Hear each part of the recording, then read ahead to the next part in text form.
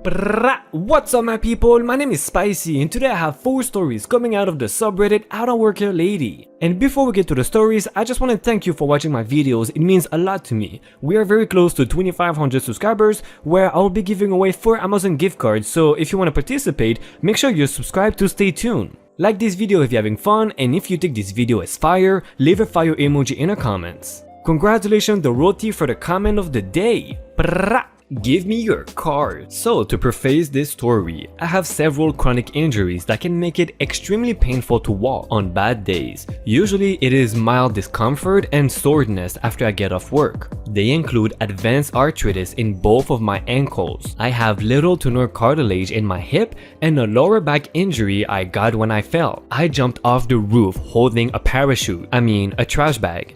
And I am overweight by some 100 pounds. I am working on losing it, but work has pizzas and I have a weakness for pizzas. So some days, if I step wrong, walking is horrid, and if it happens when I shop, I would use a mobility cart. HB damn. This particular occasion, I had just gotten off work at Red Shirt store, not Target, and I was at Walmart doing my shopping, still in uniform. I had finished up but I had to go back in.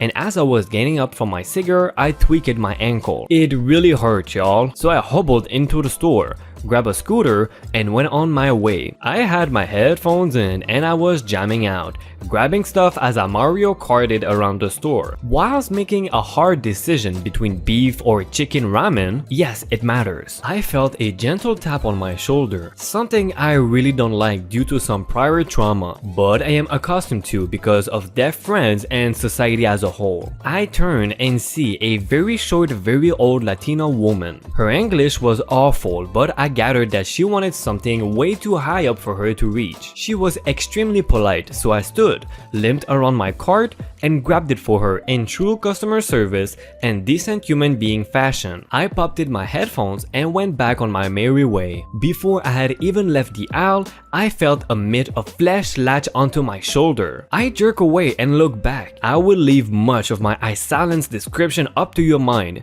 and their gender cause I am really not sure, but the only fitting description is hambies, as in their upper arms and legs had the proportion of hams. I am overweight, but this person was fit to be a star of my 600-pound life. Give me your card, the hambies wheezed. No. Give it to me now. At which their jaws shook from the exertion of speech. No, I am a customer. So am I. No, you're not. At this point, I am wondering how hambies managed to walk this far if merely talking was this much exertion. Go get a different card. There are not any. Give me yours now. I am more than uncomfortable at this point, so I hit the lever and pulled away. Hambies lost their balance and toppled and began screaming. I hightailed it the F out of there, as much as you can with those little carts. When I went up to check out, I found EMS personnel somehow managed to get them on a gurney and was winning them out. I hope Hambies decides to diet or something. It sounds exactly the same as when someone says, "Oh, but you don't look disabled." Like, what do you mean? I need to look disabled or injured in order to be injured or disabled? And even if you were not a customer,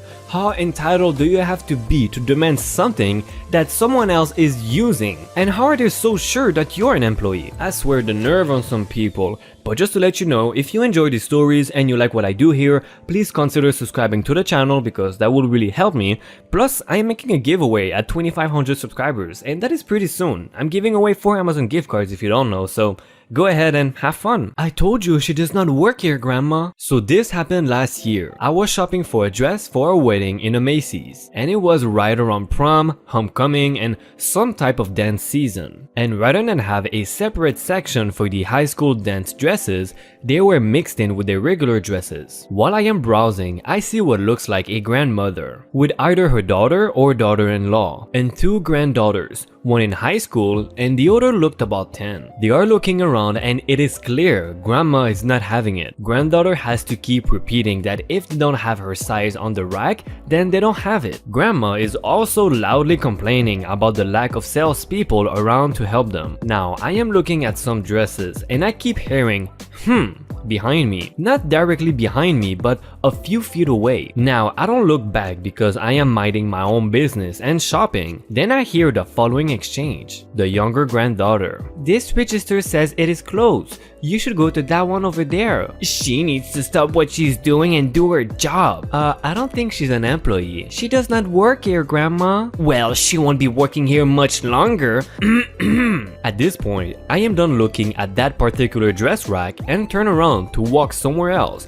And that's when I realized crazy grandma was talking about me, but I just keep walking because I didn't want to engage with crazy in any way. I position myself by another dress rack where I can see how the situation unfolds, but not to be directly involved with it. I was wearing jeans and a nice jacket. I would have had a purse with me, not exactly something up to Macy's employee dress code. Grandma is standing behind a counter that was kind of close to me, but clearly has a closed sign on it. She instantly went white, like she immediately knew I did not work there, like she finally understood just because I was close to the register with my back turned that it did not mean I was working there. The younger granddaughter laughs and says, "I told you she doesn't work here, Grandma." And then her mom and older sister start laughing too. Grandma is pissed and embarrassed and tells them all that Macy's sucks and they should go to Boston store, Kohl's, or whatever other department store was in that mall instead. It was kind of nice after all the years I did work retail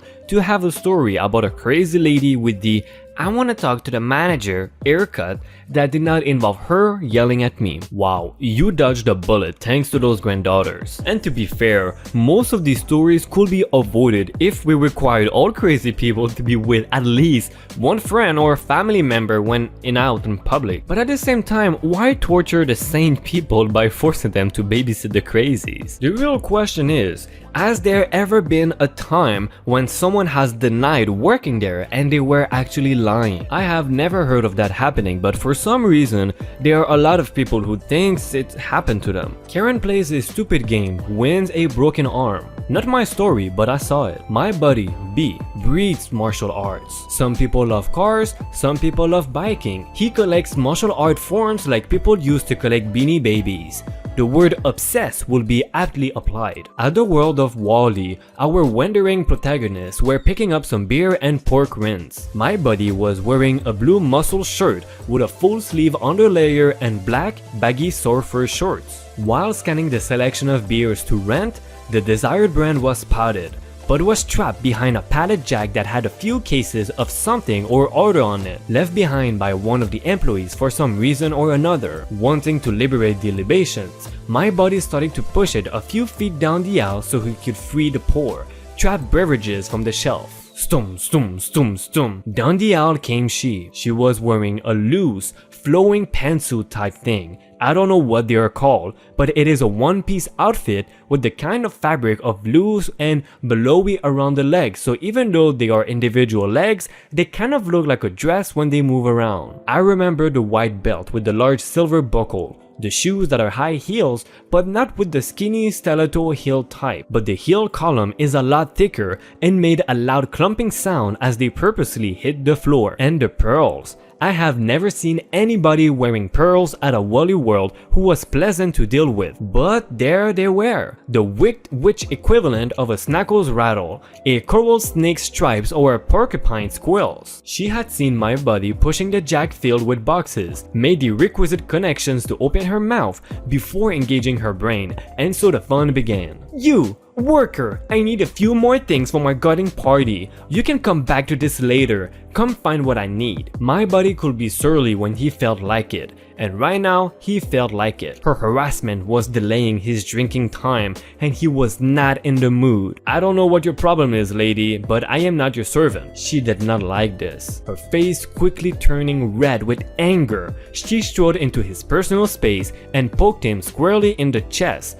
3 times in rapid succession. "You will not address me as lady. I will not be treated badly by the likes of you. Now come with me. I will talk with your manager later. If you perform to my satisfaction, I might even let you keep your job." My buddy muters, whatever. and he turns away from her and takes a step or two down the aisle. "How dare you!" came the outburst. She reached forward and grabbed his shoulder forcefully, and I could see her nails digging through the thin underlayer and probably cutting into his skin below. With the grace of a defensive guard who moonlights as a ballerina, I saw him twist his shoulders and do a kind of side thrust motion with his hips, and over his shoulder she went. It was a thing of beauty. Clearly an instinctive reaction from being grabbed with pain induced. She landed hard, with her arms smacking the boxes still stacked on the pallet jack nearby. She screamed, an incoherent mix of a steam whistle and a drunk frat boy whistling at a concert. She lay there on the floor, clutching her arm. Running up came two guys, the manager who I assumed, demanding to know what happened. My buddy stood there, glowering at his assailant on the floor, who continues to make sounds that did not resemble speech. I stepped up and volunteered my observation. This lady demanded that he follows her around the store, poked him in the chest when he refused, he turned away from her, and she grabbed his shoulder from behind, and the next thing I knew, she was on the floor. You could see some small, fingernail-shaped tears on his underlayer. I found out later that there was some minor skin cuts and a drop or two of blood from where she scratched him. One of the people must have had a radio because I heard him tell somebody, "Call an ambulance and the police," as the lady was still unable to talk, doing nothing but whimpering and continuing to clutch her arm. The other guy said, "Don't move," and ran off somewhere. A few minutes later, some cops show up. One takes me down the aisle and asks what happened. I saw my buddy going several feet in the other direction with another cop, while a third was crouching down around the lady. A few minutes after that, the EMTs show up with a scratcher and do some EMT things, ultimately putting on the scratcher. I was not paying too much attention as I was still talking with the cop who, among other things, was writing down my name and address from my license. My buddy was still with another cop, deep in conversation. I was vaguely aware of the scratcher being pushed down the aisle and heard the cop who had been with the lady say something about cameras to one of the guys who ran up originally. A few minutes later, the cop who was grilling me said I was free to leave. My buddy was still talking with the other cop. I started to walk towards him when my cop told me, "No, you should not go that way," and pointing down the aisle away from the other two. I did not argue. Near the exit at this particular Wally World was an establishment that sold underground mass transit faux sandwiches. I was hungry, so I did the obvious. While eating, I saw one other cop walk through the doors and head off in the general direction of the beer aisle. But other than that, just the steady stream of oblivious customers streaming in and out. 12 inches of Black Forest ham with double meat, mayo, cheese, pickle, tomato, salt and pepper later, along with 3 Cokes and a double chocolate cookie. I got a call from my buddy asking where I was. I told him I was in the underground mass transit franchise at the doors, and he said he'd be right up. I saw him going through the checkout line with the beer and pork rinds. Priorities, right? And then he came over to me. I was ready to go, but he wanted his own underground mass transit meal, so I got a refill on my Coke and waited. He told me that the cops kept asking him questions, took down his contact information, then one came back, and then 2 others went with that manager type guy for several minutes. Then they came back and talked among themselves for a while, called somebody else,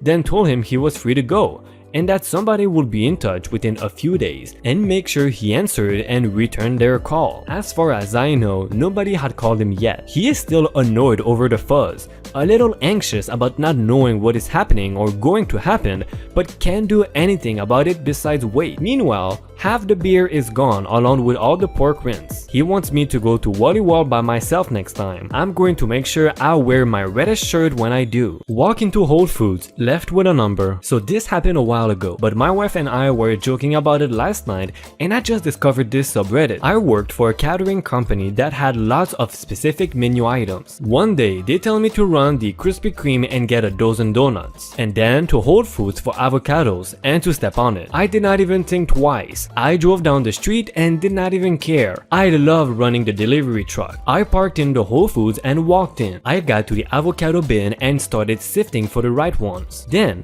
from across the bin, a girl asked me, how do I know I have a ripe avocado? I looked at her and realized that I still had my chef whites on, and so do the Whole Foods employees. I walked over and started helping her out. I showed her how to find the right one. Not too ripe, not under ripe, just right. She was so happy and said that she wanted to write me a praise comment. I had to inform her that I did not work there, so I did. Then why did you just help me? She said. Because I wanted to know if you wanted to grab a beer later. She blushed, gave me her number, and walked away. We had a beer, but nothing came out of it. It was still one of my favorite date stories. Okay, I gotta say that was smooth. But why a beer though? You could have done better. Maybe this is why nothing came out of it. You offered her a beer. Or maybe your avocados ended up being too small for her taste. But it's not about the size, it's about how ripe it is. Check out my playlist right here for IDontWorkHereLady videos. If you can show me some support by liking the video and subscribing, this would mean the world to me. Also hit the bell button to know when we post a new video and join the notification gang. Thank you again for watching this episode of IDontWorkHereLady. See ya!